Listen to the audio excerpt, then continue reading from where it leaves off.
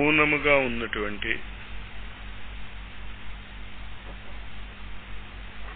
స్థితిలో ఒకదాని తర్వాత ఒకటి 24 అవతారాలు గబగబ గబగబ దిగిపోతాయి.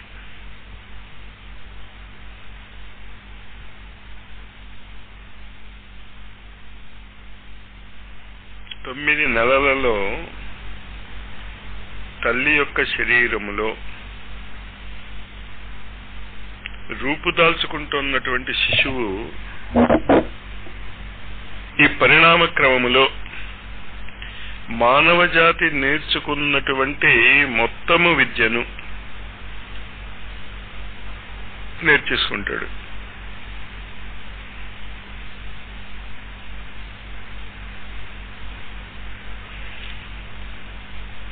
భౌతికమైనటువంటి శరీరానికే ఇంత శక్తి నిబిడీకృతం అవుతే ఆ శరీరాన్ని నిర్మించుకుంటున్నటువంటి చేతనత్వానికి ఇంకా ఎంత శక్తి ఉంటుంది? ఆ చేతనత్వముల్లో ఈ అవతార ప్రక్రియలన్నీ జరగాలి. ఇప్పటికి ఎన్ని అవతారాలు వెళ్ళిపోయాయి?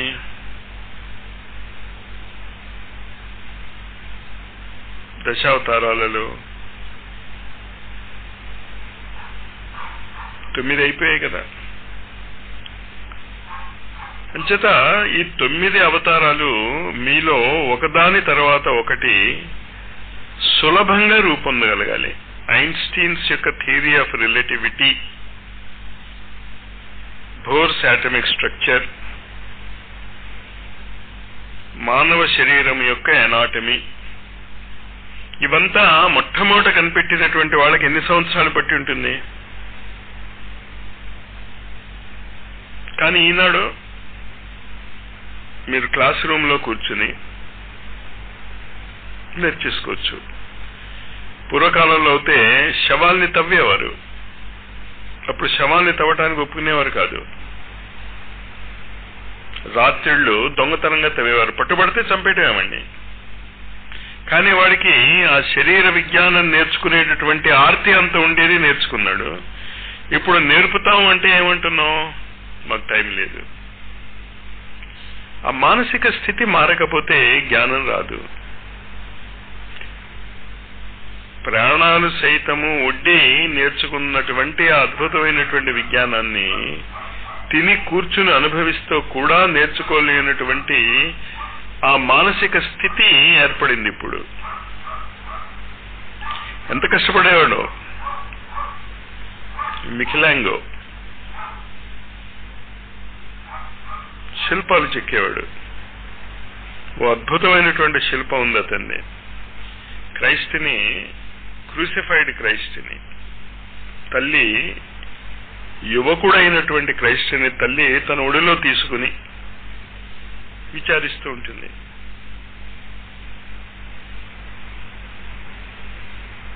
అది చెక్కడానికి ఆ క్రైస్ట్ యొక్క నరాల్లో ఉన్నటువంటి రక్త ప్రవాహం మీకు కనిపిస్తూ ఉంటుంది. అందులో ఆ శిల్పకళ నేర్చుకోవటానికి అతను దొంగతనంగా 20 ఏళ్ళు అడుక్కు తింటూ, చాకరీ చేసుకుంటూ, ఊడిగం చేసుకుంటూ, పని మనిషికి రెస్ట్ ఇవ్వంగా మనం ఆ పని చేసేవాడు. చేసుకుని రాత్రిళ్ళు శవాన్ని కోసేవాడు. ఇందుకు ఎనాటమీ తెలియటానికి, ఎలాగా రూపాన్ని తీసుకురావాలి. తల్లి ఒడిలో పడుకున్నటువంటి ఆ యువకుడి శరీరము మీకు యువకుడి శరీరంలా కనిపించదు, అతి చిన్న పిల్లవాళ్ళలా కనిపిస్తుంది. చెప్పినా కూడా దాన్ని చెక్కటానికి ఇంత చేస్తే శిల్పమేగా. ఎవడు ఆదరించాడు? ఇప్పుడైతే మనం చెప్పుకుంటున్నాం. కానీ అంటే జ్ఞాన తృష్ణ అలా ఉండేది. కానీ ఆ జ్ఞాన తృష్ణ ఇప్పుడు మీరు ఎన్నాళ్ళలో నేర్చేసుకుంటున్నారు? హాయిగా కూర్చుని ఫ్యాన్ కింద వాళ్ళెవరో కోసి చూడమంటే ఆ శరీరాలకి వేరే గది ఒకటి పెట్టుకుని మార్చురీ అండి అందండి. అయినా ఎవడు వెళ్ళాడు ఎనాటమీ క్లాసెస్కి? వాడు ఆపరేషన్ చేస్తానంటాడు నీకు. లియోనార్డో విన్సీ ఆపరేషన్ చేశాడు అనుకోండి, ఇప్పుడు డాక్టర్ల కంటే బాగా చేయగలడు. ఎందుకంటే ప్రతి నరము తెలుసు వాడికి ఎక్కడ ఏది ప్రవహిస్తోందో. ఆ చేతనత్వం యొక్క వృద్ధి కూడా జరుగుతూ ఉండి ఉంటుంది కదా మానవ శరీర వృద్ధితో పాటు. అది ఎలా చెప్పగలం మనం? చేతనత్వం వృద్ధి చెందితేనే మానవ శరీరం యొక్క నిర్మాణము ఈ రకంగా తయారైంది. ఎన్ని అవతారాలు వెళ్ళిపోయాయి? 9 అవతారాలు వెళ్ళిపోయాయి. ఇంకొక అవతారం రావాలి. అంటే అర్థం ఏంటి? మానవీయ చేతనత్వము నేర్చుకోదలుచుకుంటే ఎన్ని అవతార రహస్యాలు అర్థం చేసుకోగలదు? 9 అవతార రహస్యాలు అర్థం చేసుకోగలదు నేర్చుకోదలుచుకుంటే.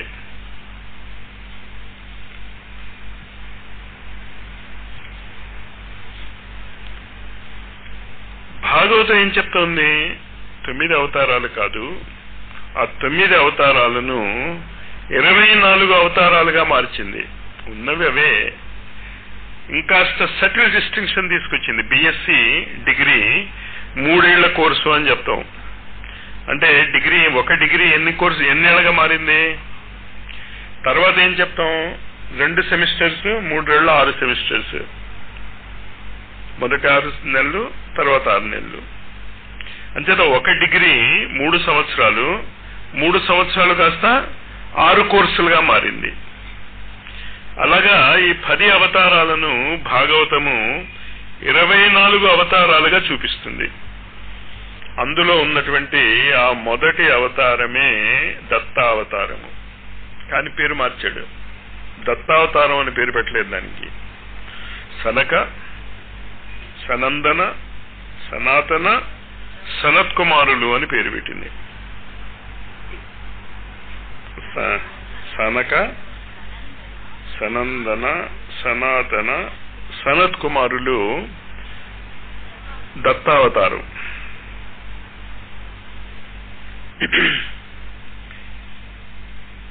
ఈ సందర్భమున మన ఇంద్రియ నిగ్రహం గురించి నిన్న చదువుకున్నాం కదా. దాని తర్వాత కంటిన్యూ చేస్తూ ఇది దత్తావతారం ఎలా అయిందో ఆలోచిద్దాం. ఈ సందర్భమున బ్రహ్మచర్యమునకు మరి ఒక అర్థమును కూడా గ్రహింపవలసి అవసరం ఉన్నది. బ్రహ్మమనగా వేదమని భావము, చర్యమనగా చరించుట అని అర్థము. బ్రహ్మచర్యమనగా బ్రహ్మమునందు చరించుట అనగా వేదమును అధ్యయనము చేయుట అని అర్థము. బ్రహ్మచారి ఇంద్రియ నిగ్రహము గలవాడై శాస్త్రాధ్యయనమును సాగించవలెను. సనక సనందాది మహర్షులు దిగంబరులై ఉండిరి. దిగంబరులై అవధూతలు ఉంటారు. దత్తాత్రేయుడు కూడా బాలోన్మత్త పిశాచ రకరకాల రూపాలలో ఉంటాడు. దిగంబరులై. దిగంబరులై అంటే అర్థం ఏంటో? అంటే బట్టలు లేనివాడు.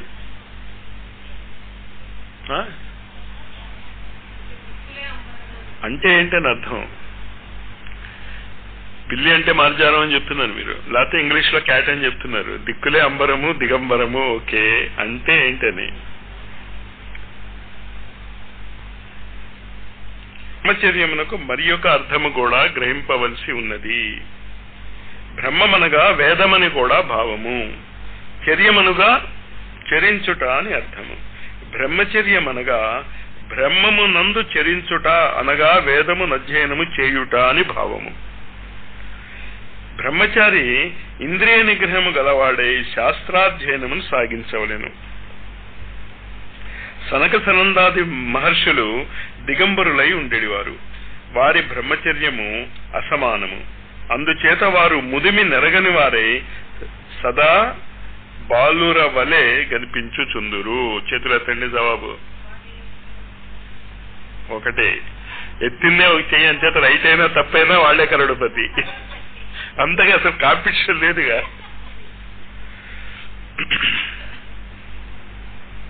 ఆకాశం యొక్క స్వభావం ఏంటి? దిగంబరం అంటే శబ్దములతో బట్టలు తయారు చేసుకోగలిగేవాడు. అంటే పదము అంతేగా అర్థం. మరి దిగంబరం అంటే పదార్థానికి పదము పదార్థముగా మార్చగలిగేటటువంటి శక్తి ఉన్న వాళ్ళందరూ కూడా దత్తావతారులే, దిగంబరులే. దిగంబరులే అంటే బట్టలు లేనివాడని కాదు, ఆ ఆకాశములో ఉన్నటువంటి పదములను బట్టలుగా వాడగలడు. అంటే పదం ఏమైపోతుంది? పదార్థముగా మారిపోతుంది. కానీ పదము పదార్థముగా మారాలి అంటే 4 స్థితులలోంచి దిగాలి. ఏంటా 4 స్థితులు కదా? ఆ 4 పేర్లు ఇచ్చాడు అక్కడ. సనక, సనందన, సనాతన, సనత్ కుమార. చేత అక్కడ నలుగురు లేరు, 4 స్థితులలో ఉన్నటువంటి చేతనత్వము మనలో అవతరించాలి.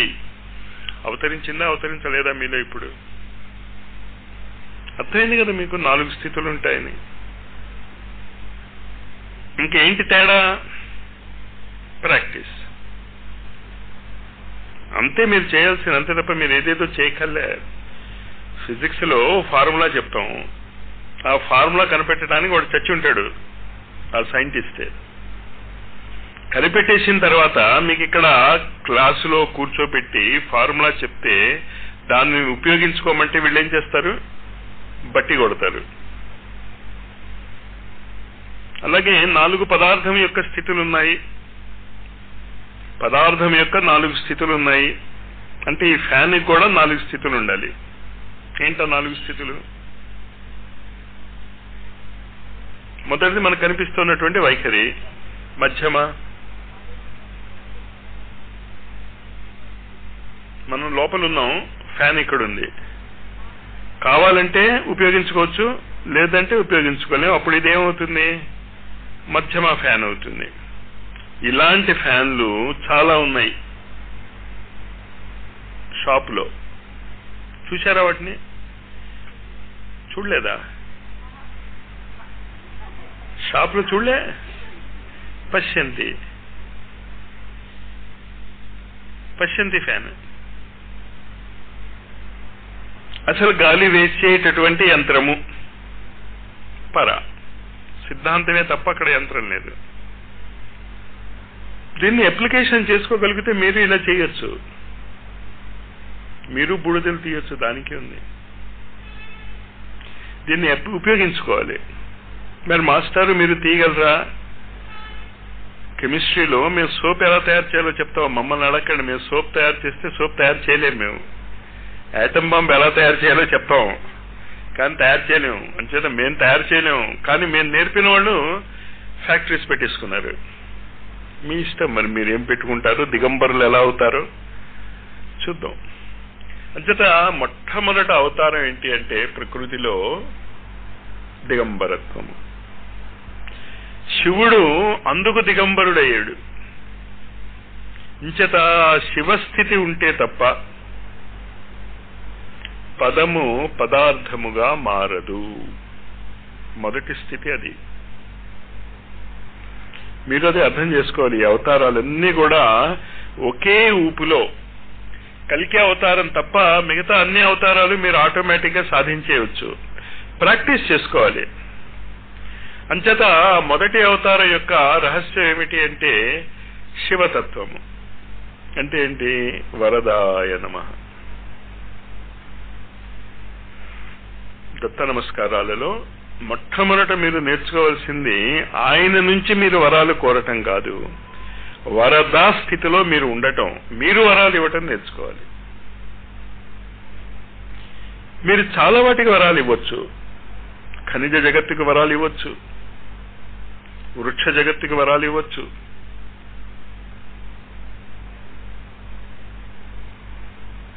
జంతు జగత్తుకి వరాలు ఇవ్వచ్చు. ఇంచేత అవన్నీ కూడా మనకంటే కింద ఉన్నటువంటి స్థాయి. అసలు ముందు వరాలు ఇవ్వాలి అనిపిస్తే కదా అదంతా జరిగేది. వచ్చిన పెద్ద కూడా అది వరాలు తీసుకోవటమే తప్ప ఇవ్వటం మనకు తెలియదు. అంచేత దత్త నమస్కారాలు మీరు చేస్తున్నప్పుడు ఈ అవతరణ ప్రక్రియ మొత్తం మీకు తెలియాలి. ఈ అవతరణ ప్రక్రియలో మొట్టమొదటిది ఏంటి? వరములు ఇవ్వగలిగేటటువంటి స్థితి. మీరు ఇవ్వగలరా వరము? స్వస్తి ప్రజాభ్య పరిపాలయంతాం న్యాయేన మార్గేణ మహిం మహిషా. దిగంబర స్థితి. దిగంబర స్థితి అంటే అర్థమైందా ఏంటో? బట్టలు లేని స్థితి కాదు, పదములు పదార్థముగా మారే స్థితి.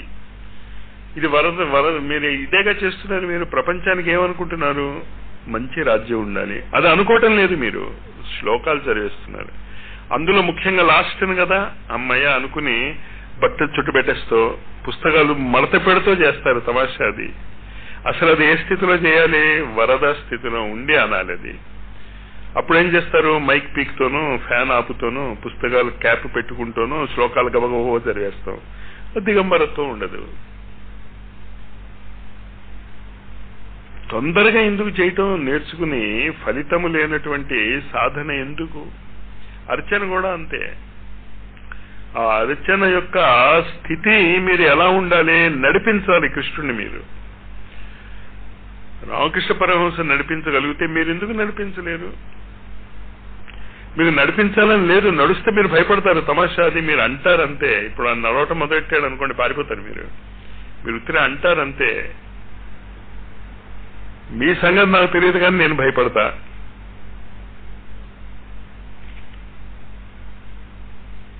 అంతకంటే మనకి ప్రమాదం ఏంటంటే వాళ్ళు నోరు విప్పితే.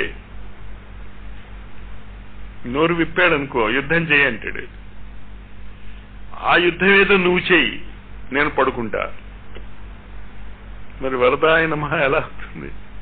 అంచేత మొత్తము ఆ అవతార ప్రక్రియలో దత్త నమస్కారాల పోజులన్నీ వస్తాయి. అంచేత ఏంటి దత్త నమస్కారాల్లో మొదటి పోజు? నమస్కార ముద్ర.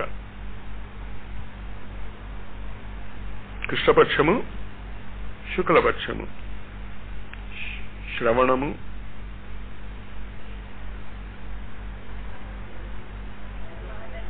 ఒకవైపు ఈ చెయ్య, ఈ చెయ్య,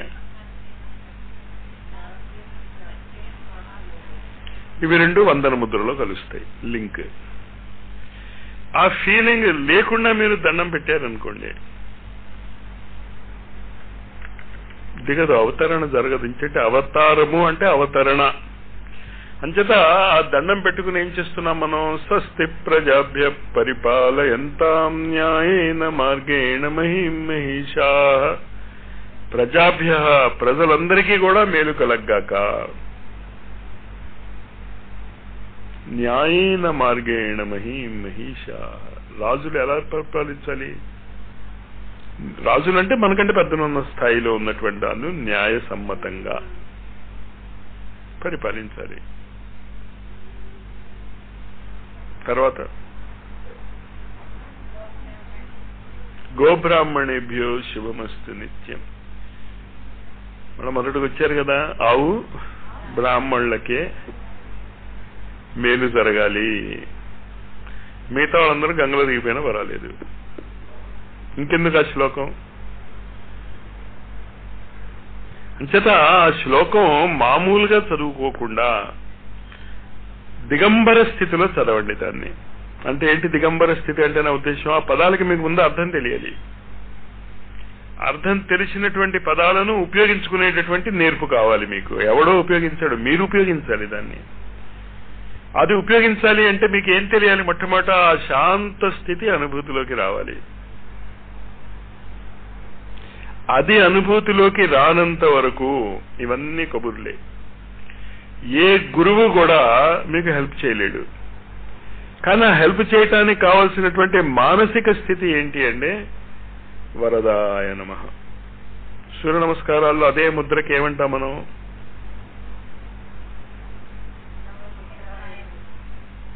అంటే మనకి వరాలు ఏవైనా కావాలి అంటే ఎవరి దగ్గరికి వెళ్తాం? మిత్రుల దగ్గరికి వెళ్తాం. బంధువుల దగ్గరికి వెళ్ళాం. బంధువుల దగ్గరికి పోజు కొట్టడానికి వెళ్తాం. మళ్ళా వాళ్ళు అడిగితే ఏమో అది వేరే విషయం. కానీ మిత్రుల దగ్గరికి వెళ్తాం మనం. దేనికి? వరాలు అడగటానికి. ఇంత రెండు ఒకటే. సూర్య నమస్కారాల్లో ఉన్నటువంటి మంత్రము దిగంబరత్వము, షోడశోపచార పూజలో ఏం చెప్పారు మీరు? శ్రీకృష్ణుడిని ఆహ్వానించటానికి సహస్ర శీర్ష పురుష సహస్రాక్ష సహస్రపాత్ 1000. ఎక్కడ అవతరణ జరగాలి? ఇది సహస్రార చక్రంలో జరగాలి. అంచేత అన్ని ఇంటర్లింక్డ్ అంచేత వేరు వేరు పొల్లగా ఆ విషయాన్ని అర్థం చేసుకుంటున్నాం. అది అర్థం చేసుకోకుండా తొందరగా అది పూర్తయిపోవాలి మొర్రో అనుకునేటటువంటి మానసిక స్థితి నుంచి బయటపడాలి మనం. మీకు రుచి కలగాలి ఆ అర్చనలో. దీన్ని మనం అర్థం చేసుకున్న తర్వాత అంచేత దత్త నమస్కారము యొక్క అవతరణ విధానము ఇప్పుడు మనం జరుగుతున్నటువంటి అవతరణ విధానము ఒకటే, తేడా ఏం లేదు. రెండవ అవతారము వరాహ అవతారము. ఇదొక విశిష్టమైనటువంటి అవతారము. వర అనగా శ్రేష్టమని అర్థము, అహము అనగా రోజు అని భావము, వరాహం అనగా గుడ్ మార్నింగ్ అని అర్థం. అంతేగా మరి. వర అంటే మంచిది, గుడ్ డే. అహము అంటే రోజు, గుడ్ డే. బిస్కెట్స్ ఏ ఉన్నాయిగా అవి తినాలి లేవగానే అని అర్థం.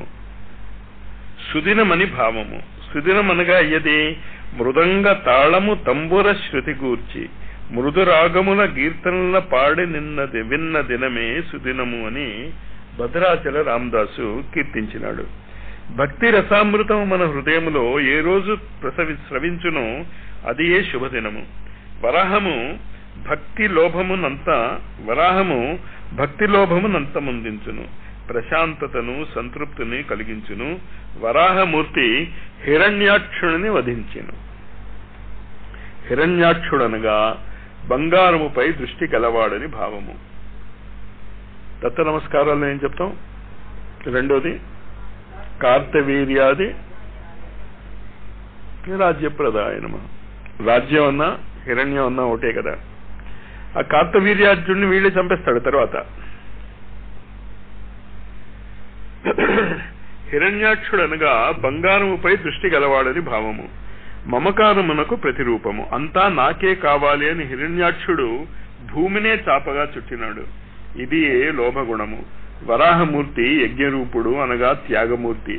త్యాగమే లోభమును జయించును. మన హృదయములో కీర్తన ద్వారా భక్తి ఉద్భవించినచో అట్టి భక్తి త్యాగమును మనస్సును నిలుపును.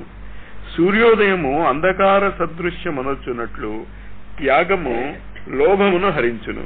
ఇదియే వరాహావతార వైశిష్ట్యము.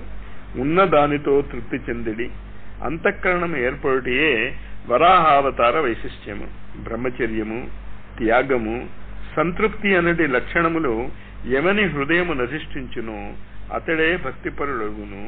కనుకనే తర్వాత ఆర్షావతారము వచ్చును. అంచేత ఏ మానసిక స్థితిలోకి వచ్చాం? శాంతంగా ఉన్నాం. వరములను ఇతరులకి ఇచ్చేటటువంటి మూడ్లోకి వచ్చేసాం. వరదాయ నమః.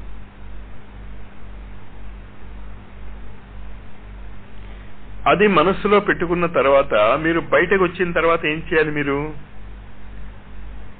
వరాలు ఇవ్వటం మొదలెట్టాలి. ఇంకా మీరు ఇతరులకి ఏది మనం చేస్తే అదే మీకు వస్తుంది అని చెప్తున్నాం కదా. మీరు మీకంటే కింద ఉన్న వాళ్ళకి వరాలు ఇస్తే గురువులు మీకు వరాలు ఇస్తారు. స్వస్తి ప్రజాభ్య అనేది ఒక టెక్నిక్.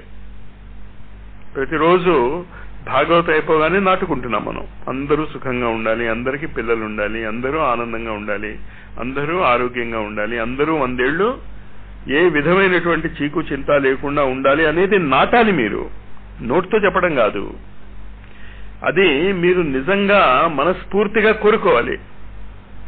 మన కుర్రాడు పరీక్ష బాగా రాయలేదు, రిజల్ట్ రావాలి. లోపల ఏముంటుంది మనకి? ఎలాగైనా పాస్ అయిపోతే బాగుంది. ఆ మానసిక స్థితి ఇతరులకు కూడా వస్తే వరదము అంటాం మనం. అందరూ సుఖంగా ఉండాలి, నేనే చెయ్యాలి అని కాదు, ఇతరులకి అవకాశం ఇవ్వాలి అనేటటువంటి భావన. ఇతరులకు ఎందుకు అవకాశం ఇస్తాం? ముందు నేనే దూరిపోవాలి, నాకు రాదేమో అని భయం. మళ్ళా అంచేత ఈ వరద స్థితి మీరు అర్థం చేసుకోండి. వరద స్థితి నుంచే మిగతావన్నీ ఏర్పడతాయి అవతారాలు. ఎవరి అవతారాలు? జగద్గురువు యొక్క అవతారాలు. అంచేత ఇవ్వలేని వాడికి భగవంతుడు అనుగ్రహం రాదు. భగవంతుడు అనుగ్రహం ఇవ్వటానికి నా దగ్గర ఏముంది? బూడిద. ఆ బూడిదే ఇచ్చాడు శృతి సాయి కూడా. అంచేత ఇవ్వగలిగితే బూడిద కూడా చాలా బాగా పనిచేస్తుంది. ఇవ్వటం ఇష్టం లేకపోతే కోట్ల ఆస్తున్నా ఏముందంటాడు? బూడిద అంటాడు. అది మానసిక స్థితి, అది అంతకంటే ఇంకేం లేదు.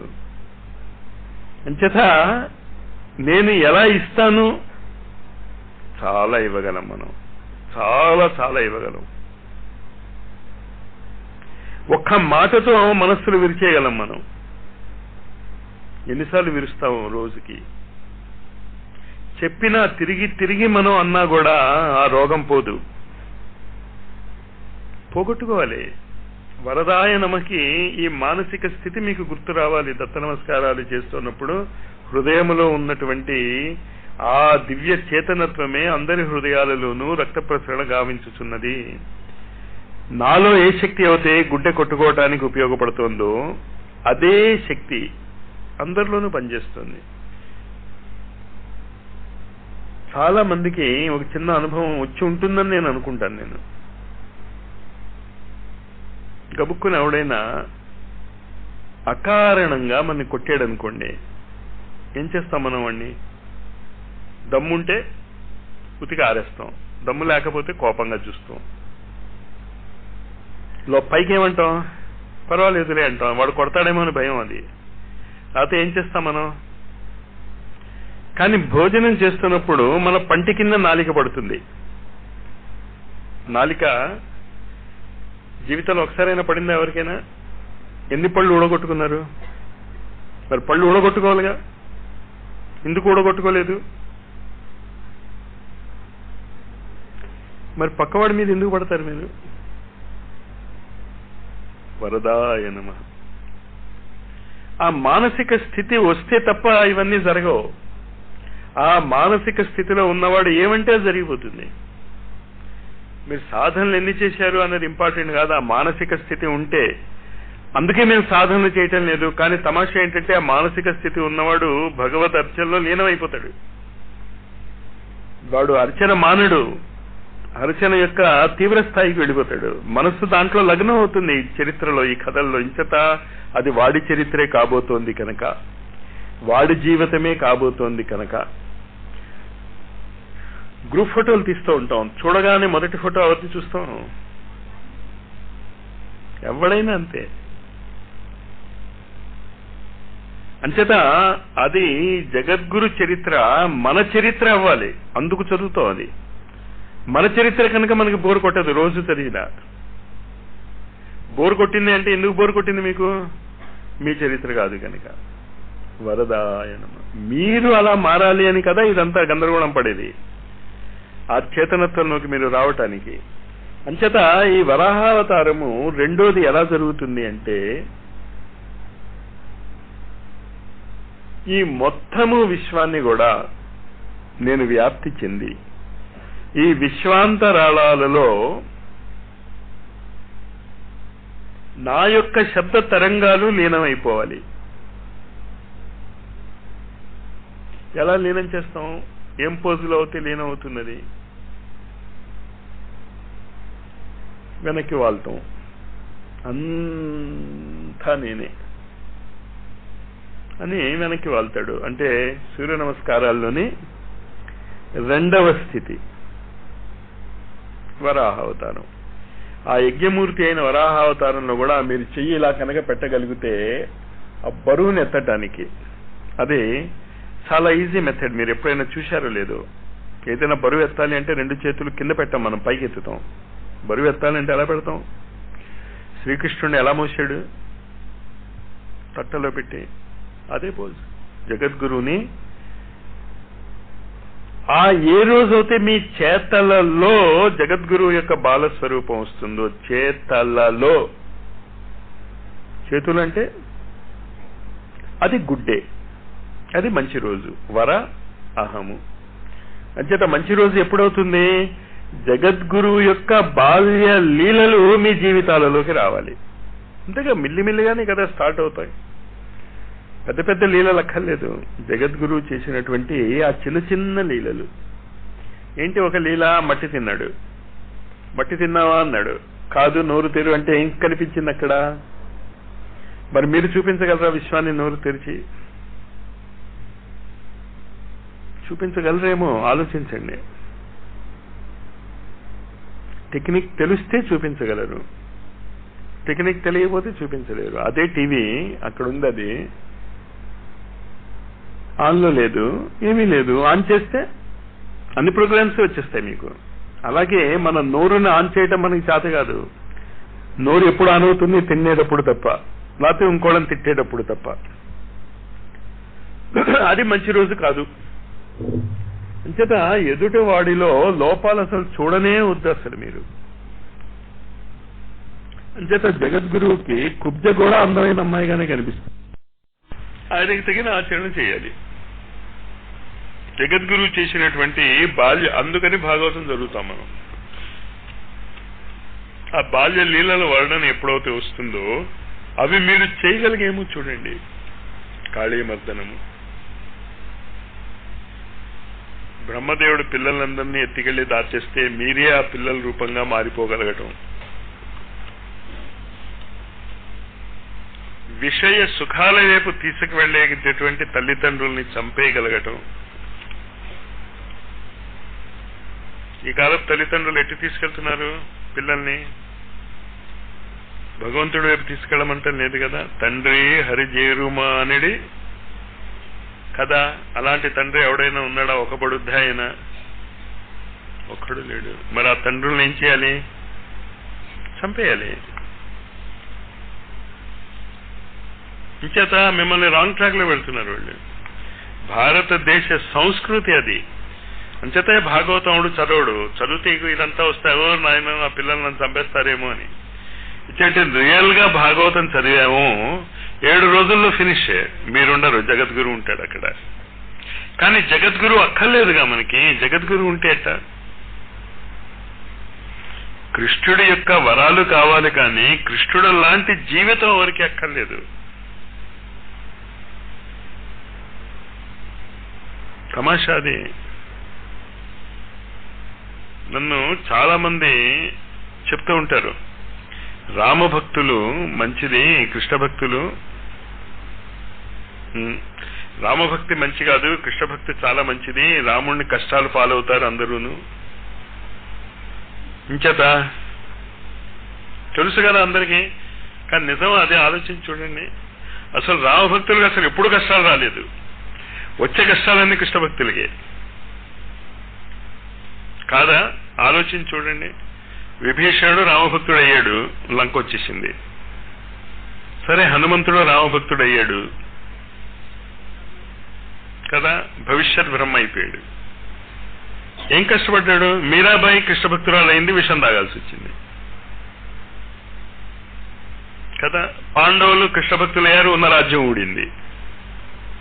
అంతేగా. తర్వాత ఎప్పుడో ఏదో అవుతాయి, ఆవిడకి ఏం కావాలి. కానీ ప్రజల దృష్టి ఎలా ఉంటుందో చూడండి.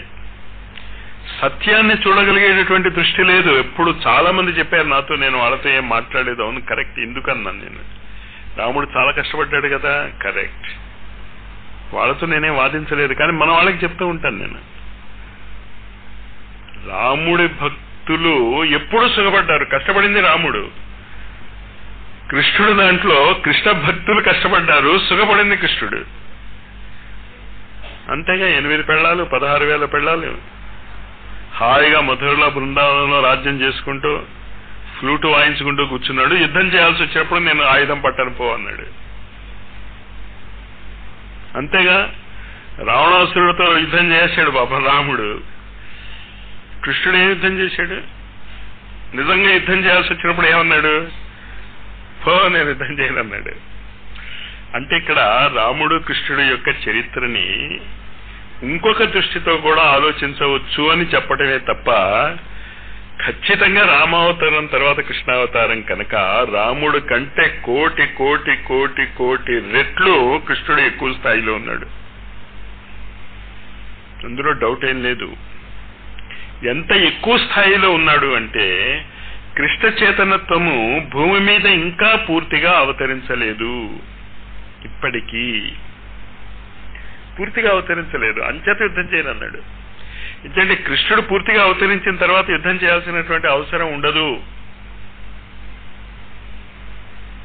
మీరు అది చాలా జాగ్రత్తగా అర్థం చేసుకోవాలి. ఆయుధం పట్టను అంటల్లో కృష్ణుడి యొక్క ఉద్దేశం ఏంటి అంటే అసలు కృష్ణ చేతనత్వం భూమి మీద దిగాక యుద్ధం చేయవలసినటువంటి అవసరాలు రావు. పూర్తిగా అవలే అప్పటికి, అది హాఫ్ అయింది పాపం.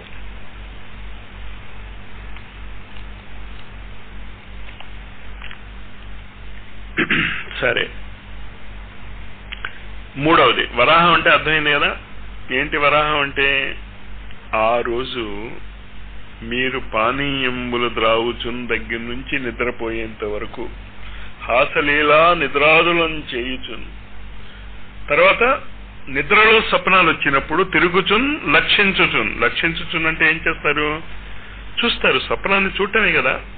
అంచేత అటు భౌతిక జగత్తులో జాగ్రత్త అవస్థ చెప్పాడు, హాస లీలా నిద్రాదులను చేయుచునని నిద్రకు వెళ్ళిపోయాడు. నిద్ర తర్వాత కూడా కంటిన్యూ చేశాడు. ఏం చేయాలి నిద్రలో? లక్షించుచును. సంతత శ్రీమన్నారాయణ పాదపద్మయుగళై చింతామృతాస్వాద సంధానుడై మరిచిన్ సురారిసుతుడు ఏతద్విశ్వము అనేది వరాహము. ఆ మానసిక స్థితి ఏ రోజు ఉన్నదో అది మీకు మంచి రోజు. ఆ స్థితి ఏ రోజో అది ఖచ్చితంగా చెడ్డ రోజు. మరి స్టూడెంట్స్ చదువుకోవాలక్కర్లేదా? మరిచిన్ ఏతద్విశ్వము నన్ను మర్చిపోటేనా?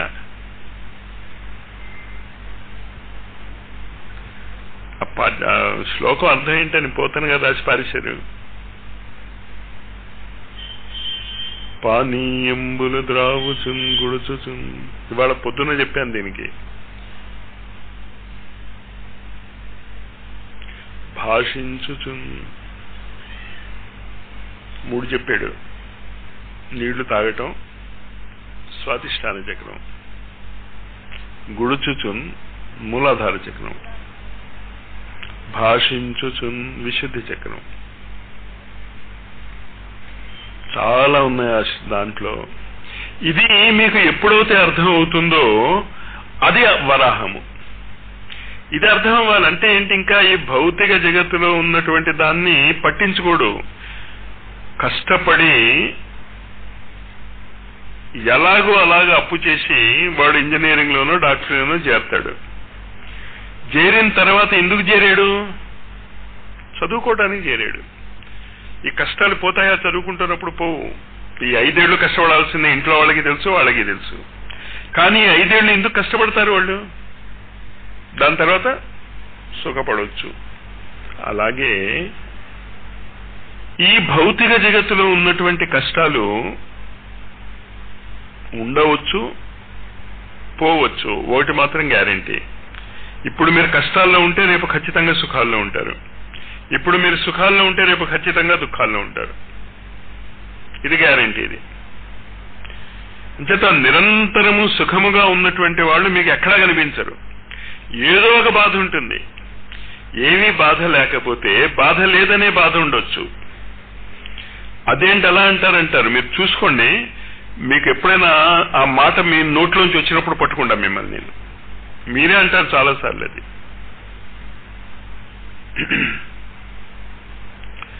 అంచేత బాధలు కాదు మీరు గుర్తుంచుకోవాల్సింది. ఏంటి గుర్తుంచుకోవాలి? శ్రీమన్నారాయణ పాద పద్మయుగళి చింతామృత స్వాద సంధానుడై.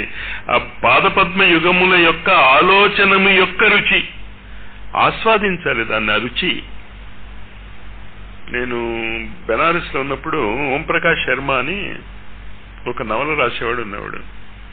నాకు చాలాసార్లు ఏమనిపిస్తుందంటే ఆ నవల చదవటం వల్లే నాలో ఏ మార్పులు వచ్చాయేమో అని. మామూలు నవల. ఎద్దనపూడి సులోచనారాణి వాళ్ళలాగే రాసేవాడు నవల. అద్దెకి తెచ్చుకునేవాళ్ళం నవళ్ళు. మా తాతగారు చూస్తారేమో అని టెక్స్ట్ బుక్ లో పెట్టుకుని నవలు చదివేవాడిని, అది వేరే విషయం. అవంతా మీరు చెప్పలేదు నేను మీకు, సరేనా? సరే, నవలు చదువుకుంటూ ఉండేవాడిని. ఆ నవల నాకు ఎంతగా రుచించేదంటే అయిపోతుందేమో అని మెల్లిగా చదివేవాడిని. ఏం రాసేవాడు వాడు క్యారెక్టరైజేషన్. మరి మామూలు నవలు ఇస్తే చాలా మందికి ఆ రుచి ఉండేది కాదు. ఇప్పటికీ నాకు చాలాసార్లు అనిపిస్తుంది అదొకటి. అలాంటి రుచి మళ్ళా నాకు కేఎం మున్షి రాసినటువంటి కృష్ణావతారాలు వచ్చింది. మీలో ఎవరైనా ఉంటే దాన్ని చదువుకోండి. చాలా సింపుల్ ఇంగ్లీష్ లాంగ్వేజ్. అసలు కృష్ణుడు అనేటటువంటి చేతనత్వము మనం ఎందుకు పొందలేమో అనిపిస్తుంది అది చదివితే. ఇంగ్లీష్ నాకు రాదు అనే బాధ వద్దు, మీరు కాస్త ఇంగ్లీష్ లెటర్స్ చదివేసుకోగలిగితే అర్థం అయిపోతుంది మీకు. అంత బాగా రాశాడు సింపుల్ గా. లేదు కొంచెం కష్టపడండి, ఒక మంచి పుస్తకం చదవటానికి డిక్షనరీ పెట్టుకుని చదవలేనా ఏంటి? చింతామృత స్వాద సంధానుడై ఆ రుచి మరిగితే. మొన్న చెప్పారు చూశారా నాకు, చంపేస్తున్నాడు ఎవరు? ఎస్ఎస్ఐ గురూజీ. ఎందుకు చంపేస్తున్నాడు? పచ్చికూరలు తినమంటున్నాడు. అసలు మేము పచ్చికూరలు తింటే పని చేయలేమని. అసలు పచ్చికూరలు తింటే మీ మనస్సులు బాగుపడి మీరు ఆరోగ్యవంతులు అవుతారు అంటే నా దగ్గరకు వచ్చి వాళ్ళు రిక్వెస్ట్ చేసింది ఏంటంటే మేము పచ్చికూరలు తినమని. ఆస్వాదన, రుచి మరిగితే అదే బాగుంటుంది. మళ్ళా ప్రశ్న ఏంటి అంటే రుచి మరగటం. అంచేత ఏంటి రుచి మరగాలి? మీరు సంతత శ్రీమన్ నారాయణ పాద పద్మ చరణామృత చరణయుగళి చింతామృత స్వాద సంధానుడై. అది మంచి రోజు. అది ఎప్పుడైతే మీకు ఆ రుచి వస్తుందో అప్పుడు మీలో వరాహావతారం వచ్చినట్టు. అప్పుడేమవుతుంది మీకు? ఖచ్చితంగా హిరణ్యాక్షుడు హిరణ్యకశిపుడు చచ్చిపోతారు. బంగారం మీద మీకు మోహం ఉండదు. బంగారం అంటే భౌతిక సుఖాల మీద ఉండదు. నిజంగా జ్ఞానం కావాల్సిన వాడి ఎవడికి భౌతిక సుఖాల మీద మోసం ఉండదు. ఉంటే వాడు జ్ఞానం రాదు వాడికి. ఆ మూడు ఏ రోజు వచ్చిందో ఆ రోజు వరాహము. అంచేత మీ దృష్టి ఎటువైపు ఉండాలి? శ్రీమన్నారాయణ పాదపద్మయుగం. ఎక్కడున్నాయి పాదపద్మ యుగళాలు? ఆకాశంలో సూర్యుడి రూపంలో ఉన్నాయి. అవి నిజమైనటువంటి పాదపద్మాలు. అది వస్తే తప్ప ఇక్కడ భౌతిక జగత్తులో ఉన్నటువంటి పద్మాలు కూడా వికసించవు. తెలుసు కదా మీకు, పద్మములు వాటిని సూర్యుడి స్నేహితుడు అంటాం. ఇంచేత సూర్యుడు వస్తేనే పద్మాలు వికసిస్తాయి. అది రెండవ పోజు, వరాహము.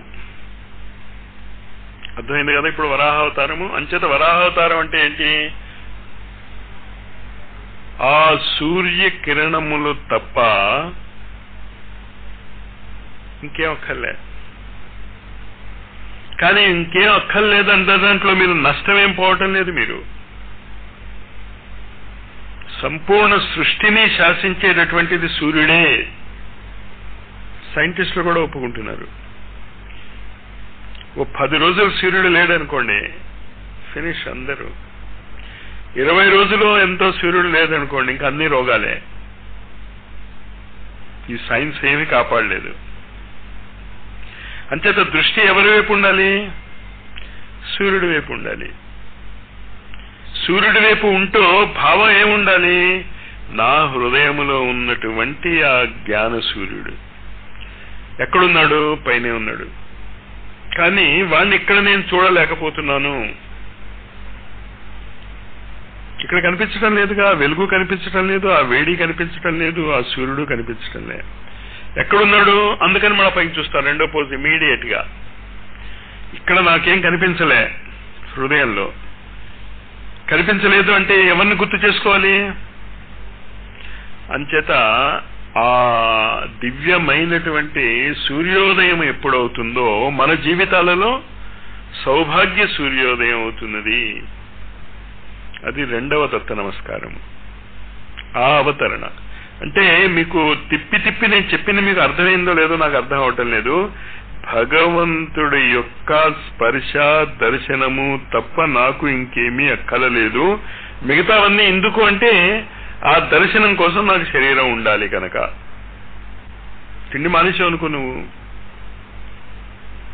అవదు కదా. దానికోసం ఇదంతా తప్ప అనేటటువంటి ఆర్తి వచ్చాక ప్రపంచంలో ఏ శక్తి మిమ్మల్ని ఆపలేదు. ఎవ్వడూ ఆపలేడు మిమ్మల్ని. అది ఇంకంతే, ఆ బండి అలా వెళ్ళిపోతుంది. అది అంచేత మూడవ అవతారం ఏమైంది? నారదుడు అనుసంధానకర్త. మూడవది నారద అవతారం. నారం దదాతి ఇది నారద. ఇక్కడ కాపుదాం, టైం చూసుకోలేదు, కరెక్ట్ 7:30 అయింది.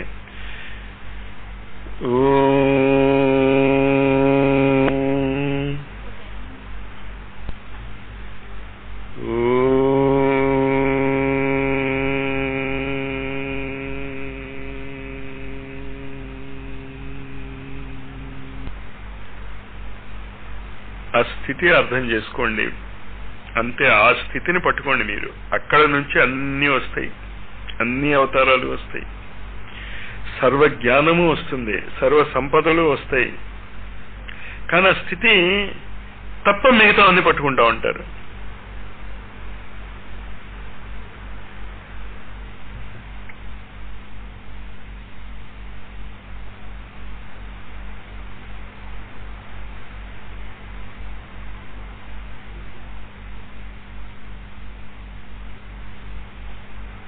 ఉంది అంతా.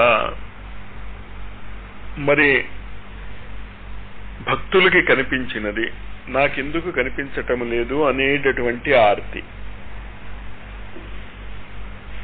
ఇంతమంది భక్తులు యొక్క అనుభవం అది అక్కడే ఉంది అంతా కూడా.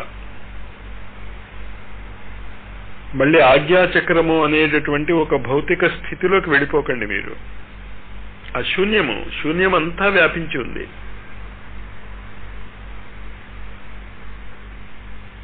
ప్రస్తుతం మీకు ఆజ్ఞాచక్రము సహస్రార చక్రమునకు మధ్య ఉన్నటువంటి శూన్య ప్రదేశాన్ని చూస్తున్నారు. కానీ ఆ శూన్యము ఇంటర్ కనెక్టెడ్. నా గదిలో ఉన్న కిటికీ, ఈ బయట ఉన్నటువంటి హాలు, ఎదురుకున్న ఇంట్లో ఉన్నటువంటి కిటికీ మధ్య ఉన్న శూన్యం ఒకటేగా, ఖాళీ ప్రదేశం ఒకటే. ఆ లింక్, ఆ శూన్యాన్ని కనుక మీరు గమనించగలిగితే అందులో దూరిపోతారు.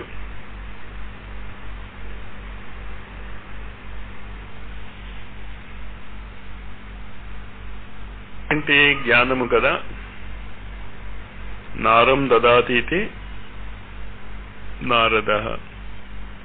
అంచేత ఈ స్థితిలో ఉండి భాగవతం వింటున్నవాడు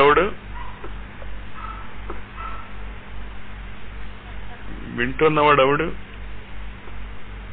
నారదుడు. నారదుడికి చెప్తున్నటువంటి స్థితి ఏంటి?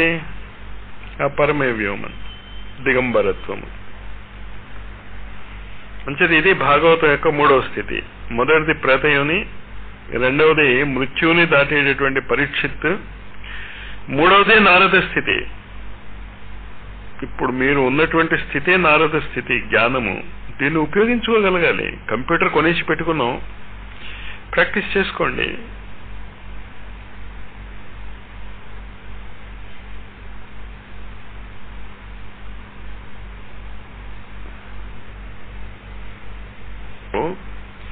స్వస్తి ప్రజాభ్యః పరిపాలయంతాం న్యాయేన మార్గేణ మహిం మహిషాః. గోబ్రాహ్మణేభ్యో శుభమస్తు నిత్యం.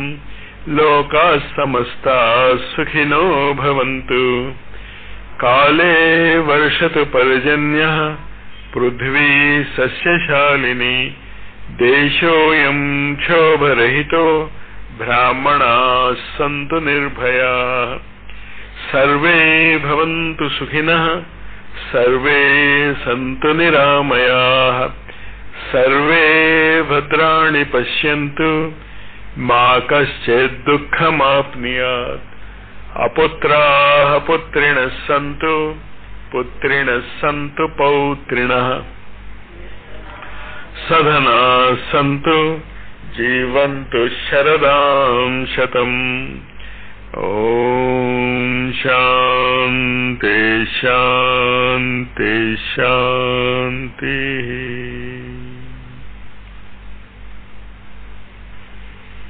అంచేత నారద స్థితి ఏం తెలుపుతుంది మనకి? నీ యొక్క చరణాలు కూడా ఆ భగవంతుడి యొక్క చరణాలే. ఎప్పుడు ఆ జ్ఞానం ఉంటే, ఆ స్థితిలో ఉన్నప్పుడు. అంచేత మూడవ పోజ్ ఏమవుతుంది?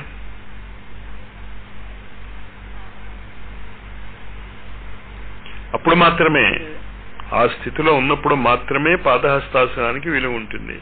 మూడవ స్థితిలో, నారదీయ స్థితిలో.